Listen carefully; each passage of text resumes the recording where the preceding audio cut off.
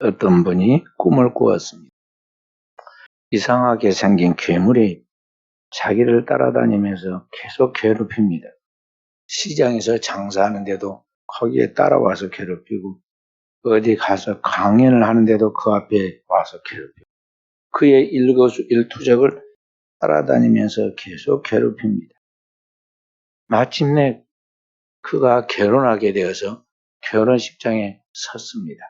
신랑 신부가 결혼하는 그 식장에 서 있는데 그 괴물 같이 생긴 그것이 이 신랑 신부 가운데 떡 버티고 서서 거기에서 방해하고 괴롭힙니다.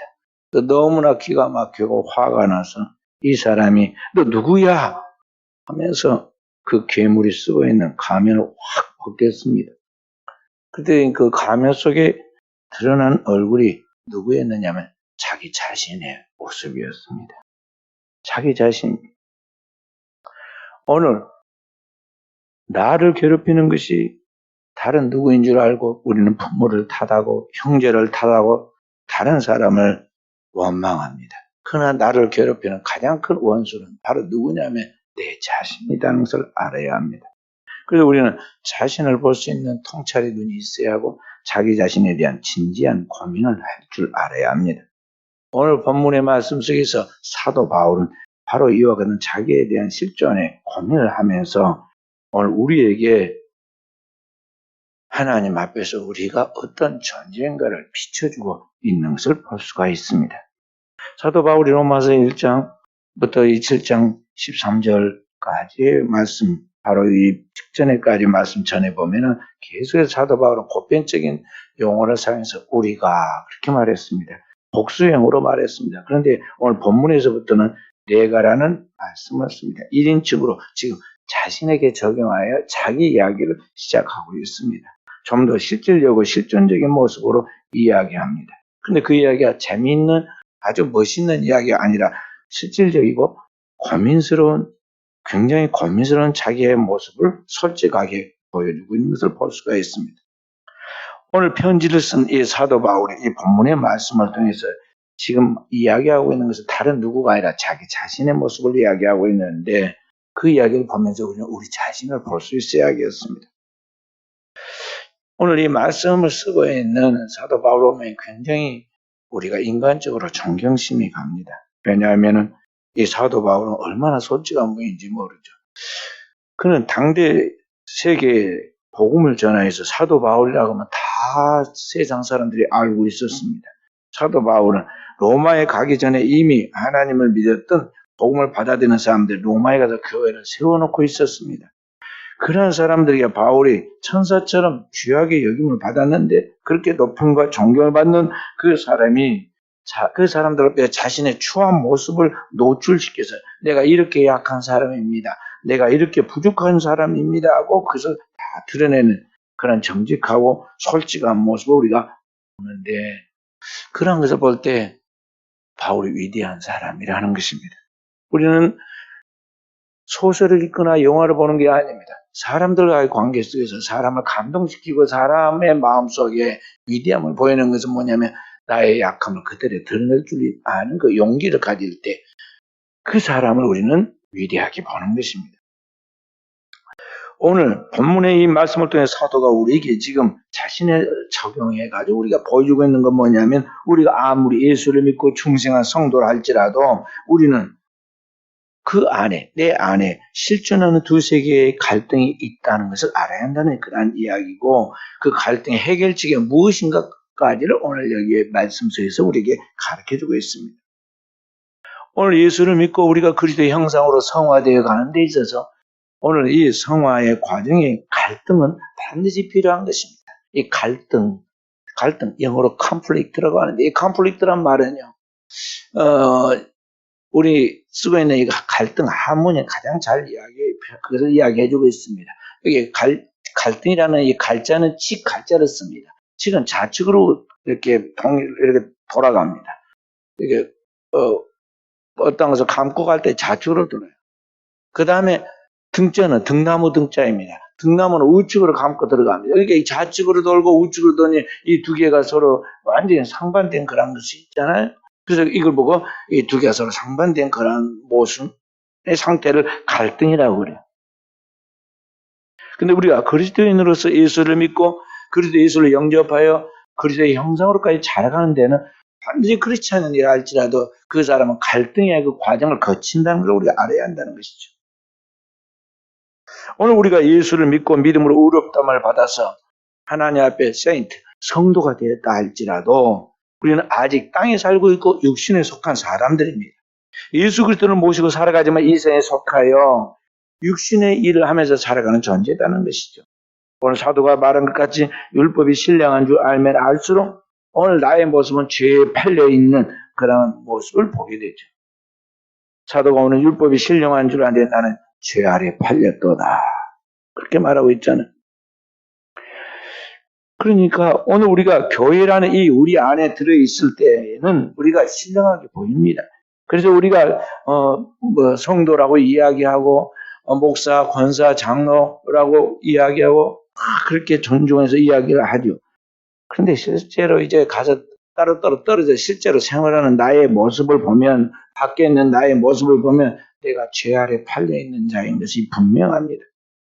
일본이라는 나라는 무교주의의 사상이 강한데요. 개인 신앙을 추구합니다. 요사이같이 코로나 시대에는요. 비대면 사회가 되기 때문에 이러한 것들이 잘 정당화되기도 합니다. 그래서 우리는 신앙생활에 나갈 때 혼자 신앙생활을 하면 자기가 잘 믿은 것 같이 보입니다. 미성숙한 사람일수록 혼자 신앙생활을 하려고 합니다. 특히 어떤 시험이 들면요, 교회 나오기 싫고 교회 안 나오고 혼자 믿는다고 말합니다. 그러다가 더 큰 시험에 빠져요. 교회 다니다가 교회 안 다니고 교회 직분 받았던 사람들이 다니면서 죄 짓고 술 먹고 그런 사람 많아요. 엊그제도 교도소에 들어갔다 나온 사람하고 상담을 했는데 자기도 믿고 또 옆에 사람도 믿는데 똑같이 교회 장로예요. 자기 교회 한 교회 장로가 아니라 장로예요.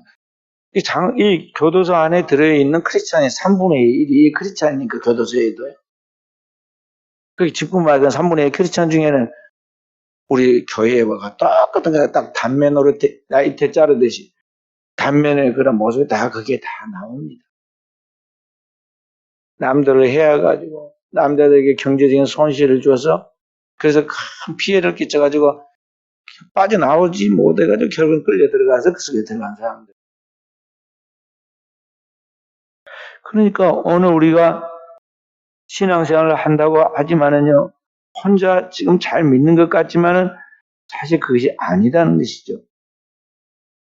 그래서 우리는 내가 믿으면서 자칫하면 혼자 믿으니까 혼자 믿고 뭐 특별히 죄를 안 진 것 같으니까 우리가 잘 믿은 것 같습니다. 그래서 다른 사람을 막 판단하고 비판을 하고 정죄를 합니다. 그리고 그렇게 믿는 것이 옳게 믿은 것 같고 바른 것 같이 생각이 들어요. 그런데 그러한 것들이 결국에는 점점 커지면 어디로 가냐? 일본의 교회가 우리나라도 150년 먼저 복음이 들어갔지만 완전히 지금 복음의 영향력이 없듯이 오늘 이렇게 나아가는 신앙은 결국에는 편향된 신앙생활을 하기 때문에 자기 자신의 신앙이 옳은 줄 알고 바른 것 같지만 결국에는 이것이 잘못된 것으로 나가고 그 끝에 가면 어떻게 되냐? 광신적 신비주의로 빠지든지 아니면 이단에 빠지든지 그렇게 되는 것이죠. 그래서 건강한 신앙은 반드시 교회에 나와야 하고 교회에서 목회자를 통해서 영적 지도와 인도를 받아야 하고 성도의 공동체 속에서 각 지체들과 서로 연합해가지고 서로 도움을 주기도 하고 도움을 받기도 하고 도전을 받기도 하고 그 견제를 통해서 이렇게 영적 성장을 이루어가는 거예요. 그 교회가 얼마나 중요한 걸 알아야 돼요. 단지 건물과 성도 몇 사람이 있다고 해서 그게 교회가 아닙니다. 에베소 1장 23절은 교회는 그리스도의 몸이니 만물 안에서 만물을 충만케 하신 자의 충만이라고 그랬어요. 그리고 이 교회는 단지 성도들과 그런 건물만 있어서가 아니라 그 안에 주님이 계시고 주님의 몸이라는 거죠. 살아계신 영혼의 하나님께서 곧 오늘 우리 가운데 육신을 입고 이 땅에 오신 분이 그리스도이신데 바로 그리스도는 우리의 영원한 머리이시고 오늘 우리 교회들은 우주적인 이 교회들은 그의 몸이 되어서 그 몸의 구성을 통해서 하나님께서 이루어가는 그런 역할을 한다는 것이죠. 성도는 반드시 그 교회에 굳게 붙어 있어 그 주어진 사명, 주어진 역할을 잘 감당하면서 우리가 영적인 변화와 영적 성장을 가져온다는 걸 알고 우리 성도들이 그 안에서 자라가도록 해야겠어요. 그래서 우리가 성도가 교회를 통해서 신앙생활을 해가는데 처음부터 완벽하게 신앙생활을 해가는 것이 아니라 신앙생활을 계속 해가면서 영적인 자기 싸움, 치열한 자기 싸움을 통해서 서가는 거예요. 오늘 사도가 여기 오늘 본문의 말씀 15절, 16절에 보면은 거기 영적 싸움을 싸우는 이야기가 나오잖아요. 특히 이 로마서 7장 7절에서부터 25절까지의 나라는 단어가 34번이나 나옵니다. 나라는 단어가 그렇게 많이 나와요. 그러니까 하나님의 교회에서 내가 예배하고 하나님의 말씀을 듣고 은혜를 받고 그렇게 살기 위해서 결단하고 기도를 합니다. 그런데 현장에 가면은요, 그게 오늘 교회에서 예배드리듯이 그렇게 잘 안 되는 거예요. 여전히 나에게서 나오는 게으름과 육신의 정욕과 죄에 젖어 살고 있는 나의 그런 모습들을 보게 되죠. 그러니까 말씀과 삶이 항상 이율배반적인 그런 모습을 우리가 늘 경험하게 되는 거예요. 그렇게 나아가고 있는 우리들의 모습을 우리는 어떻게 하느냐? 합리화하죠. 온갖 합리화를 다 합니다. 우리가 미워하는 그 죄를 짓고 나서 우리는 자꾸 그걸 합리화하잖아요. 인간이기 때문에 어쩔 수가 없다. 상황이 그렇게 해서 어떻게 하다 보니까 그렇게 되었다. 그래서 우리는 자꾸 그것을 그렇게 합리화해요. 누구나 다 그렇게 합니다.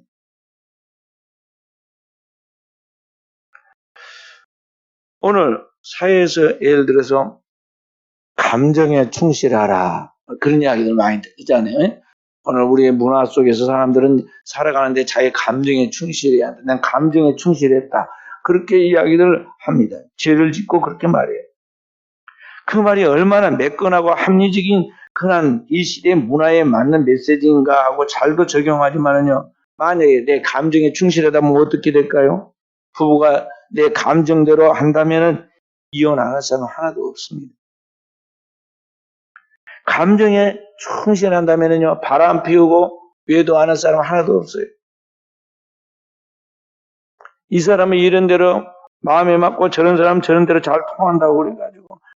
그래서 감정에 충실하다 보니 그렇게 되었다고 우리가 그렇게 자신을 합리화하겠어요? 그렇게 감정에 충실하는 삶을 살다가 크리스찬들도 이혼한 사람들이 많잖아요.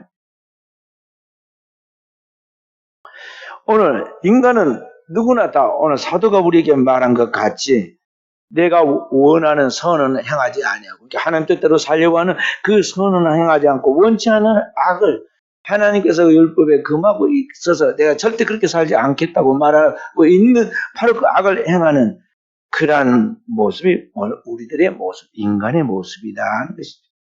그 17절부터 19절까지 있는 말씀. 그러니까 오늘 우리 예수를 믿기 전이나 예수를 믿고 난 후나 우리의 모습은 똑같아요. 똑같이 세상에서 살면서 똑같이 죄를 짓는데 예수 믿기 전에는 이 갈등이 희미하고 그러니까 별로 죄에 대한 감각이 없어요. 그래서 그냥 그렇게 희미하고 그리고 그런 것들에 대한 이 갈등이 횟수가 적습니다. 큰 어떤 문제가 생겼을 때는 그때는 조금 괴롭고 조금 뜨끔하고 그걸 그리고 끝나는 거죠. 반면에 예수를 믿고 난 다음에는 이 갈등이 더 심해집니다. 더 심각하게 다가와요. 그리고 그러한 일이 반복이 횟수가 적어지죠. 그 차이뿐이지 실제로 오늘 예수를 믿고 난 이 전에 이방인들이나 오늘 예수를 믿고 난 이후에 우리의 모습이나 별 다를 바는 없다. 모든 사람이 다 죄를 범해 하나님의 영광에 이르지 못하는데 유다인이나 헬라인이나 다 죄 아래 그렇게 있다고 하는 말씀과 같은 거예요. 문제는 바로 이런 나의 죄악된 본성, 내 속에서 죄를 짓게 만드는 그 원흉, 그런 그 원인이 바로 내 안에 있다는 것을 깨닫는 그것이 축복이에요. 그걸 합리화하는 것이 아니라 나는 괜찮은 사람, 나는 괜찮고 의로운 사람을 생각하고 자기를 위장하고 위선하고 나가는 것이 아니라 그것이 오늘 나의 진실된 진면목이라는 것을 알고 나를 발견하는 그것이 오늘 그게 축복이라는 거예요.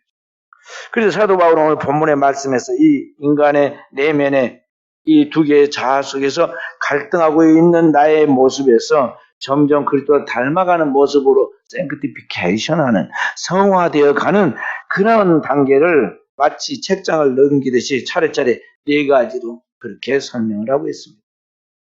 첫째 단계는 죄의 노예되었으나 알지 못하는 나의 모습입니다. 오늘 15절 보면 나의 행하는 것을 내가 알지 못하나니 그렇습니다. 오늘 15절에 그랬죠. 내가 행하는 것을 내가 알지 못하느냐. 곧 내가 원하는 것을 행하지 아니하고 도리어 미워하는 것을 행함이라. 그러니까 내가 지금 죄를 원하고 죄를 지어서 그것이 반복되어 노예가 되어 있지만 그렇게 죄를 짓고 있는 나에 대해서 잘 모르고 있다는 것이죠. 그러니까 내가 오늘 죄에 대해서 몸만 팔려 있는 것이 아니라 내 의식도 내 기억도 생각하는 모든 능력도 다 팔려가서 죄에 완전히 사로잡혀 있는 죄에 노예되어 있는 상태에 있다는 것이죠. 그래서 도대체 내가 누구냐를 모르고 있다는 죄에 노예된 그런 상태에 있는 사람 단계라는 겁니다. 두 번째 단계는 뭐냐면 선을 원하는 악을 행하는 나의 모습입니다. 18절의 말씀 함께 봅니다. 18절 내 속, 곧 내 육신에 선한 것이 거하지 아니하는 줄을 아노니 원하면 내게 있으나 선을 행하는 것은 없느라. 19절 내가 원하는 바 선을 행하지 아니하고 도리어 원하지 않은 바 악을 행하는도다. 그래서 그러니까 선을 원하나 악을 행하는 나의 모습 그런 모습을 우리가 볼 수 있다는 것이죠. 내가 선을 행하기를 원하죠. 하나님 뜻대로 살기를 원합니다. 그런데 그 선을 원하여서 그렇게 살고 싶어 했지만은 결국 선을 행하지 못하고 나아가는 우리의 모습. 그렇게 해서 나로 하여금 죄를 짓고 있는 나에 대한 그러한 것들, 행치 말아야 할 악을 행하는 무엇인가를, 악이 무엇인가를 분별하는 그런 지식을 갖게 된다는 것입니다. 예를 들어서 우리가 새벽기도 가야지, 나 이제 새벽기도 하니까 사람이 자꾸 황폐해지고 비폐해지고 이게 사람이 점점 이상해서 안 되겠다. 기도해야지 산다. 그걸 내가 깨달았어요. 그래서 새벽기도 가야지. 그렇게 생각합니다. 그런 선을 행하기 원하는 나에게 악이 함께해요. 하필이면 그날 손님이 오고 하필 그날 무슨 일이 있어서 늦게까지 있다가 새벽기도 못합니다. 이번에는 잘못했으니 다음부터는 절대 그런 실수를 안 해야지. 또 깨달았어요. 근데 다음에 오면 똑같은 일을 반복합니다. 선을 행하기를 원하지만 항상 결론은 악을 행하고 있더라는 거죠. 그래서 세 번째 단계는 뭐냐면 이 모순적인 나를 발견하고 절망하는 모습이에요. 18절에 원하면 내게 있으나 선을 행하는 것은 없노라. 항상 마음에는 원이 있지만은 선을 행하는 원이 있지만은 행동하는 그 결과는 정반대가 되고 만다는 거죠. 3년 동안 예수님을 따라다니는 베드로의 모습을 봅니다. 시몬 베드로가 예수 그리스도를 따를 때 배와 그물을 버려도 큰 결단하고 주님을 쫓았습니다. 다 집도 버리고 모든 거 다 버리고 주님을 따랐습니다. 그런데 예수님께서 너희가 오늘 밤 다 나를 버리리라. 십자가를 앞두고 주님께서 그렇게 말씀하실 때 베드로가 나서서 말했습니다. 내가 주를 위하여 죽을지언정 결단코 주님을 부인하지 않겠고 떠나지 않겠다고 말했습니다. 주님께서 그에게 말씀하시기를 내가 오늘 밤 닭이 2번 울기 전에 나를 모른다고 3번 부인하리라 그랬어요. 아닙니다. 다 주를 버릴지라도 나는 절대 주를 떠나지 않겠습니다. 그랬어요. 그렇게 하는 게 올바른 줄 알고 그렇게 선을 원했습니다. 그런데 결정적인 순간에 실제 현실에 부딪히니 그게 그렇게 마음대로 안 되었습니다. 살기 위해서 예수님을 모른다고 그의 면전에서 부인했고, 그게 잘 먹히지 않으니까 맹세했고, 맹세하다가 그것도 잘 안 통하니까 이번엔 저주까지 했습니다. 살아야 한다는 그 일념 때문에 그런 것이죠. 그러다 닭이 꺾여 하고 두 번 울잖아요. 그때서야 예수님 말씀이 생각나거든. 닭이 두 번 울기 전에 내가 뭐 나를 모른다고 세 번 부인하리라. 하신 말씀이 생각나가지고 제정신이 돌아서 밖에 나가서 통곡하지. 다윗도 그렇게 범죄할 때 그럽니다. 사무엘하 12장에 보면은 하나님이 선지자를 통해 그렇게 지적하죠. 내가 칼로 햇사람 우리아를 죽이되 그 철을 빼앗아 내 철을 삼았도다. 그런 이야기 나와요. 우리아를 죽이고 그의 처 밧세바를 빼앗았습니다. 그러니까 이 밧세바를 다윗이 데려온 것도 잘못이지만 또 그 남편까지 죽여서 완전 범죄를 했다는 거죠. 그때는 다윗이 절대 다윗의 모습이 본래 모습이 아닙니다. 정신이 없었습니다. 다윗이 본래 그런 사람이 아닌데 자기 마음이 아닙니다. 그런데 실제로는 그렇게 선을 행하지 않고 악을 행하고 말았어요. 그 나단 선지자가 와서 지적을 할 때 무슨 비유를 이야기하냐면요. 어느 부자가 나그네가 왔는데 그를 대접하기 위해서 자기 집에 양이 많이 있는데 그 양을 가져다가 잡아서 대접하지 않고 이웃집에 있는 한 마리밖에 없는 양을 빼앗아 가지고 그것을 잡아가지고 그렇게 대접했으니 어떠합니까? 물어보잖아요. 지금 전혀 이게 사람 같지 않은 짐승 같은 그런 마음을 가진 그 부자 이야기처럼 오늘 지금 다윗이 그런 어리석은 실수를 하게 됐는데 바로 그게 다윗의 본래 마음이 아니었다는 것이죠. 그런데 선지자 나단이 바로 이런 비유와 함께 바로 당신이 그 사람이라고 그의 죄를 지적할 때 그때 그 책망을 듣고 비로소 하나님 말씀을 듣고 회개하게 되죠. 제정신이 돌아와서 다시 통해 자복합니다. 원하면 되게 있으나 원치 않는 악을 행하는 것이죠. 근데 문제는 이런 시몬 베드로 같은 사람이나 구약의 다윗 같은 사람 한 번 일생에 한 번 실수해요. 한 번. 크게. 근데 많은 사람들이 이런 것들을 계속해서 자기의 생활에 반복해요. 선을 원하고 있지만 악을 행하는 것을 계속 반복하면 어떻게 되냐면 그것이 그의 체질이 되고 습관이 되고 인격이 되고 그게 끊을 수 없는 그런 모습이 되고 마는 거예요. 그래서 결국에는 도태되고 하나님이 그를 유기해서 버리시죠.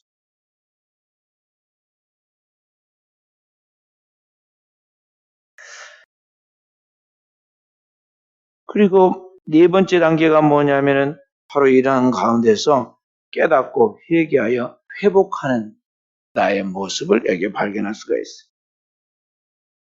다윗과 같이 또 시몬 베드로 같이 절망적인 단계에 통곡하잖아요. 그때 주님이 다시 베드로에게 찾아오시잖아요.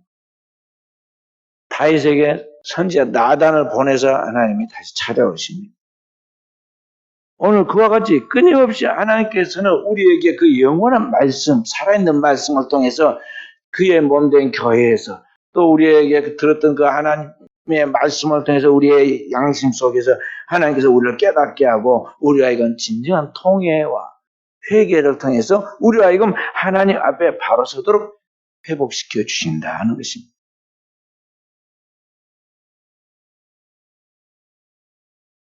그래서 오늘 여기 25절의 말씀에 보면은요. 우리 주 예수 그리스도로 말미암아 하나님께 감사하리로다. 그런즉 내 자신의 마음으로 하나님의 법을 육신으로는 죄의 법을 섬기노라 하고 고백하고 있는 것입니다.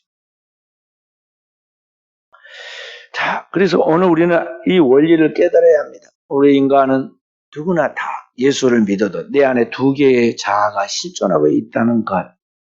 그래서 이 두 개가 서로 갈등하고 투쟁하는데 원치 않는 이 선을 행하기를 원하고 악을 원치 않는데 원치 않는 악을 행하는 내게 질질 이 죄에 끌려가고 있는 이 죄에 노예되어 있는 나에게 오늘 주님께서 하나님의 그 거룩한 주님의 선을 행할 수 있도록 하나님께서 우리에게 길을 열어주시는데 바로 그 길과 진리와 생명이 누구냐면 예수 그리스도라는 것입니다.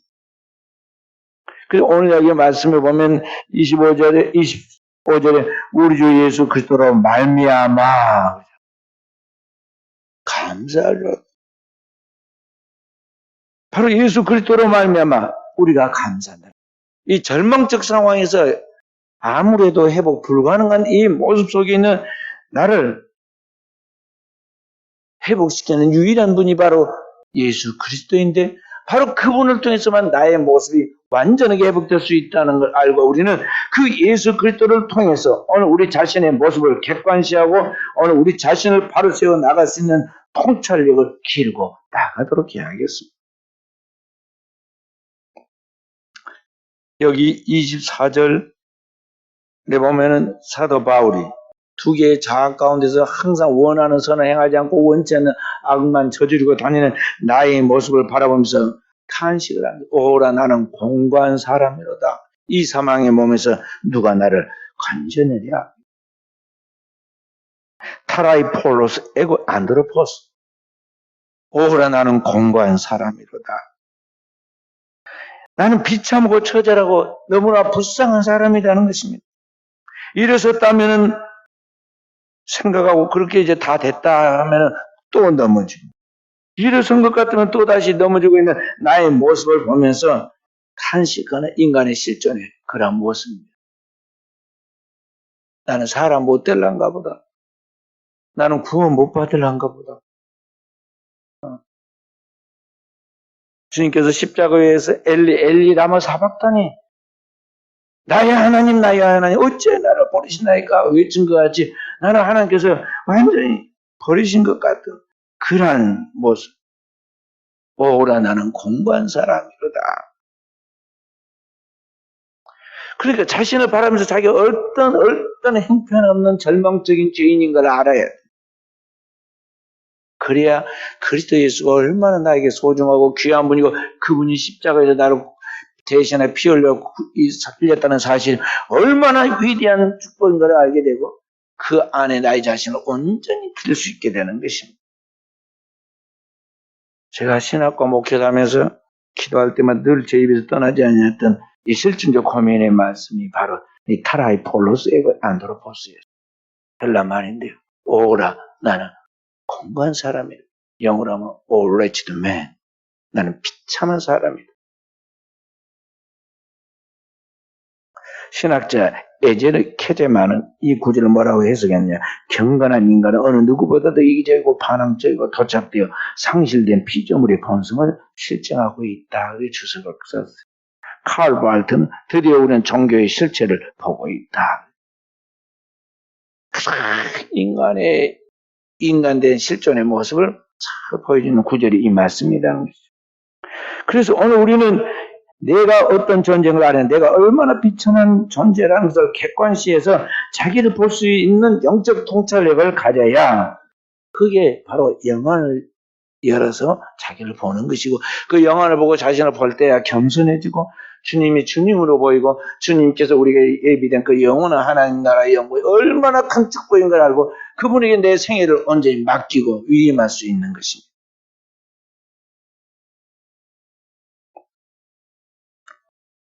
폴 투린이 스위스의 유명한 정신과 의사였던 폴 투린이 이렇게 말했습니다. 이 세상에서 가장 놀라운 것은 우리가 성취하는 선함이 아니라 그러한 선함이 우리가 행한 악행으로부터 나올 수 있다는 사실이다. 우리들의 소명은 악함으로부터 선함을 건설하는 것이다. 그랬어요. 이번에 진짜 정신과 의사가 심리학자예요. 너무 인간의 심리를 신학자들보다 더 잘 알고 있어요. 인간 본질이 얼마나 악한 존재라는 거. 처음부터 선한 사람은 하나도 없는데 사람 좋다 막 우리가 좋은 사람인 것 같이 말하고 자기 비하를 하고 자기에 대해서 조금이라도 좀 정확하게 말하면은요 막 날 날고 기고 말이죠. 뛰쳐나가고 난리가 나잖아요. 근데 원래 우리 인간이란 정직하게 하나님의 눈, 영안으로 보면요. 형편없는 지옥에 떨어질 땔감이에요. 그런 존재들이 지금 이 땅에서 하나님 은혜로 살아가고 있어요. 지옥 갈지라도 살아있는 동안에 이 땅에서 하나님 창조한 세계에서 아름다운 세계에서 잘 살아가고 있어. 그게 하나님 은혜야. 그러나 그 중에서 하나님의 특별한 은총을 베풀어서 몇몇 사람들은 그리스도의 피로 구원하여 하나님의 자녀를 삼으시고 그 영원한 하나님 나라의 백성으로서 우리를 이끌어가도록 하기 위해서 그리스도의 형상과 모양으로 성화의 과정을 통해서 지금 만들어가고 있다는 거죠. 어디에서? 주의 몸된 교회를 통해서 만들어가고 있어요. 그래서 나중에 휴거 때는 주의 몸된 교회와 함께 휴거가 될 거예요.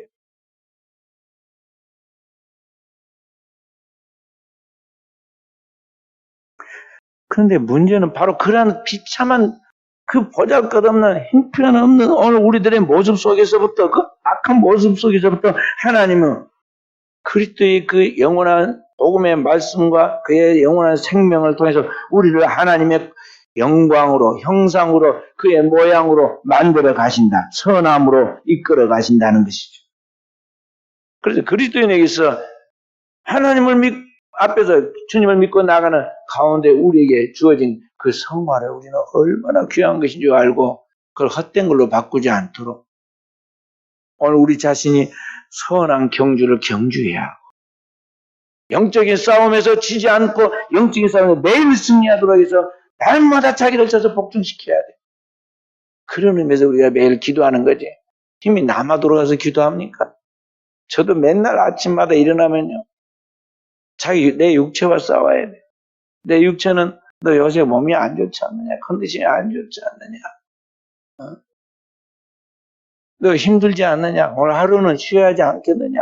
계속 옆에서 내게 마음으로 계속 저를 시험을 합니다. 내가 내 몸을 쳐서 복종시켜야 돼. 그래서 빨리 일어나서 다시 정신을 차리고 세수하고 그리고 나가서 기도하죠. 3시간 동안만 기도하면요. 완전히 몸이 정상으로 다시 돌아와가지고 언제 그랬느냐 하고 영육간에 상쾌해져서 다 활동할 수 있는데 이 육체는 좀 더 자자, 좀 더 졸자 그래야 내 몸이 건강하고 일어나서 할 수 있다고 속인다고. 2시에 자고 4시에 일어나도 똑같아 사람. 늦게 자가지고 못 일어났어요. 그것도 다 핑계예요. 내가 훈련이 안 됐어요. 내가 쳐서 자기들 복종시키는 영적 훈련이 안 되고 삶의 우선순위가 지금 뒤바뀌었어요. 그걸 그렇게 말해야 돼. 응? 사람은 길들이기 나름이야. 동물도 그러잖아요. 동물도 길들이기 나름이야. 인간은 더욱 몸에 어떻게 훈련을 시키느냐에 따라 달라지는 거야. 날마다 내가 내 자신을 쳐서 복종시켜야 돼. 그렇게 해서 성화된 만큼의 하나님 앞에서 내가 축복받는 축복을 쌓아놓은 그런 나의 저축되어 있는 하나님의 나라의 보화지. 이 땅에서 뭐 쌓아놓은 거 그 아무 쓸데없는 거야. 그 몸뚱이에 숨이 끊어지는 그 순간은요, 그게 누구 것이 될지도 모르고 자녀들에게 남겨놓으면 자손들이 불화가 일어나가지고 원망만 일어날 것이고 다른 어떤 누구가 쓰기는 쓰겠죠. 그리스도인은 주님의 말씀대로 오늘 3끼 먹을 거 있으면 오늘의 일용할 양식으로 만족해야 하고 내일을 또 하나님 책임지실 거예요. 내일은 내일이 염려할 것이고 한날의 게으름 그날이 족하니라. 세상의 가치관을 따라 잘못된 세상의 자본주의 사고방식과 가치관을 따라서 살다 보니까 지금 크리스찬들까지 지금 믿음 없는 그런 생각들을 갖고 허황된 생각을 갖고 살아가서 문제지. 그리스도인은 그리스도인답게 살아야 한다. 그리스도인은 오늘에 살아야 돼. 오늘에.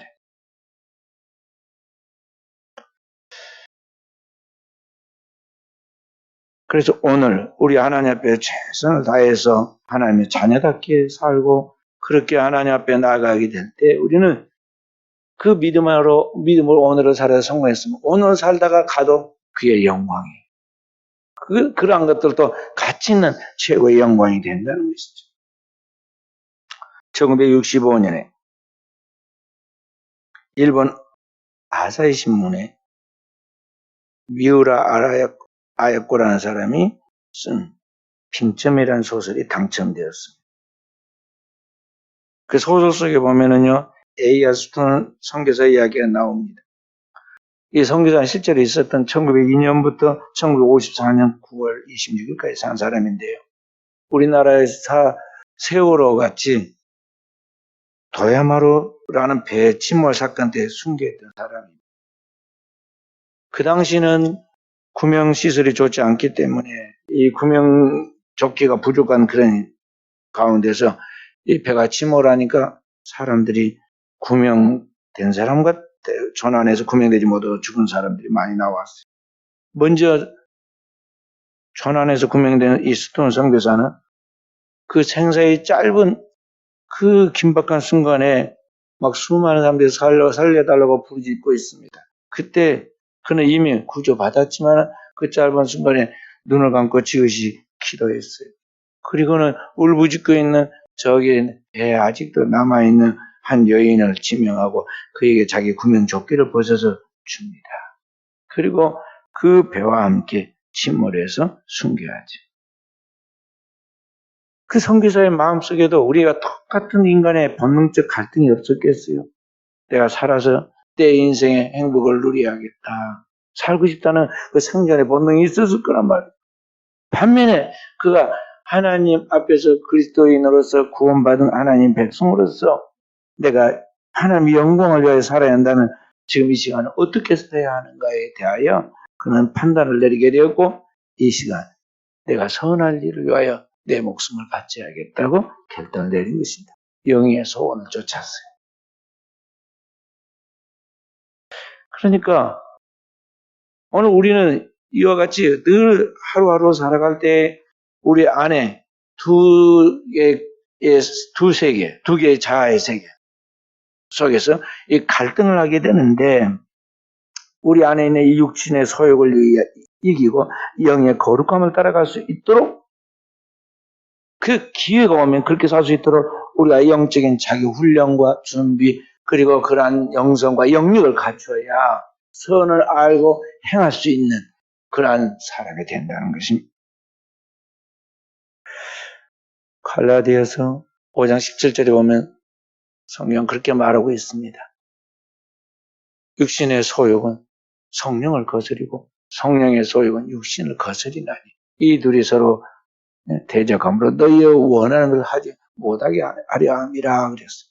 그리고 25절에 보면 우리가 우리의 정과 욕심을 십자가에 못 박고 24절에 보면 성령을 쫓아서 성령으로 행하라 그랬어요.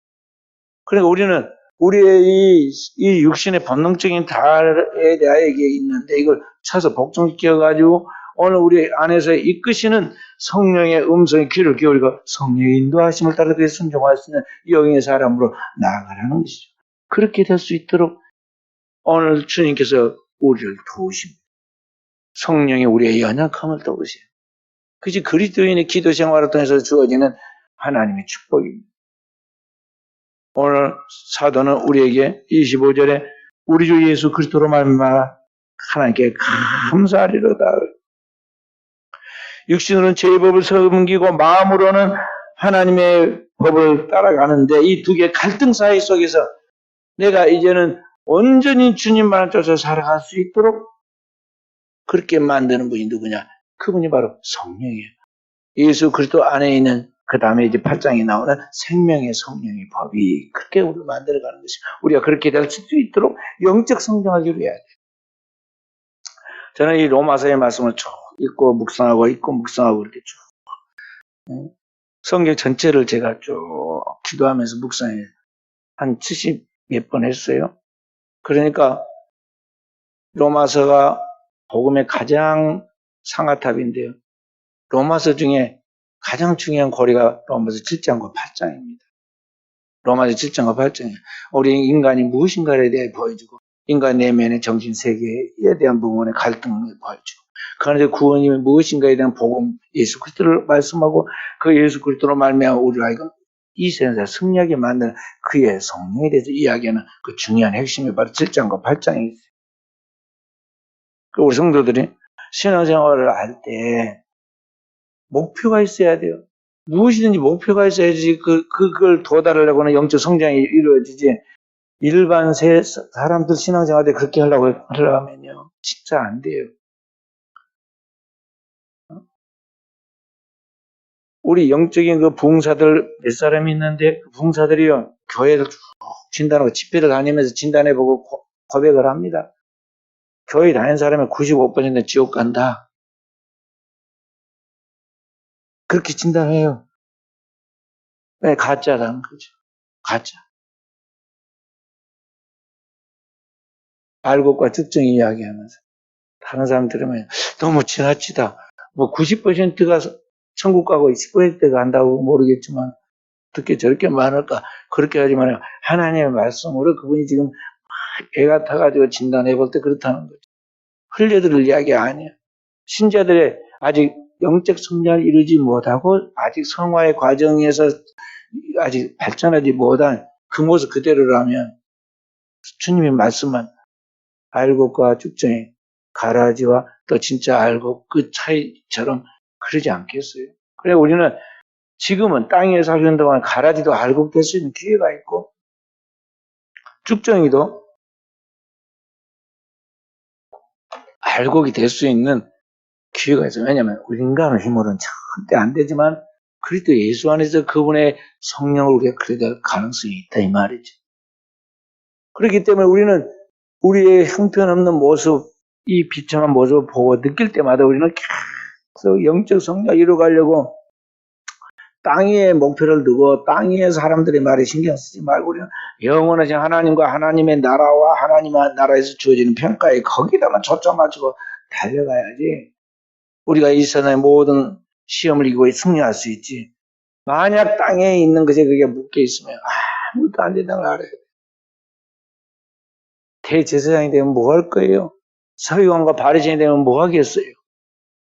예수님을 십자가에 못 박고 그들은 다 지옥에 떨어졌잖아요.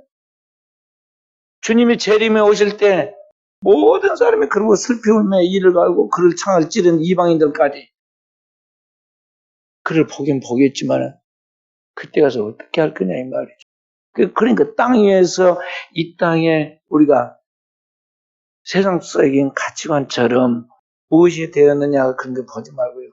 영원하신 하나님의 절대평가를 보면서 그 하나님의 나라와 하나님의 의와 그 하나님 안에서 우리에게 주어지는 영광과 그의 상을 바라보면서 오늘을 살아서 깨어있는 영적인 사람으로 오늘을 살라 하는 것이죠. 저 우리 사랑하는 성도들이 이런 영적인 성도로 주 앞에 서서 칭찬받고 위로받고 승리하여 영광 돌리는 깨어있는 종들이 되어지기를 주의 이름으로 축원드립니다.